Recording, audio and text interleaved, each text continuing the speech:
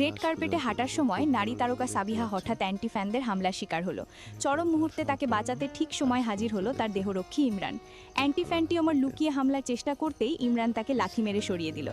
ইমরানের চেহারার দিকে তাকিয়ে সাবিহার মনে হলো যেন তাকে বহু আগে থেকেই চেনে, অথচ এই দেহরক্ষীর সাথে তার পরিচয় মাত্র একদিনের। আগের দিনই অ্যান্টি ফ্যানদের লাগাতার হয়রানির কারণে সে ব্যক্তিগত দেহরক্ষী নিয়োগ করেছিল। সে নাম জিজ্ঞেস করলে ইমরান তার হাত ধরে লিপস্টিক নিয়ে টিভিতে নিজের বাম লিখে দিল। সেই পরিচিত স্পর্শে সাবিহার মনে পড়ে গেল প্রতি রাতে স্বপ্নে দেখা লোকটির কথা। 5 বছর আগে এক গাড়ি দুর্ঘটনায় সে স্মৃতি হারায়। এরপর থেকে প্রতি রাতেই সে একই মানুষের স্বপ্ন দেখত। স্বপ্নে তাদের অনেক ঘনিষ্ঠ মুহূর্ত কাটলেও সাবিহা কখনোই তার মুখ স্পষ্ট দেখতে পেত না। সে জানত না স্বপ্নে দেখা মানুষটি তারই দেহরক্ষী। একই দুর্ঘটনায় ইমরানও স্মৃতি হারিয়েছিল। তখন তার কাছে সাবিহার একটি ছবি ছাড়া আর কিছুই ছিল না। তার দৃঢ় বিশ্বাস ছিল এই নারী তার হারানো স্মৃতির সাথে যুক্ত।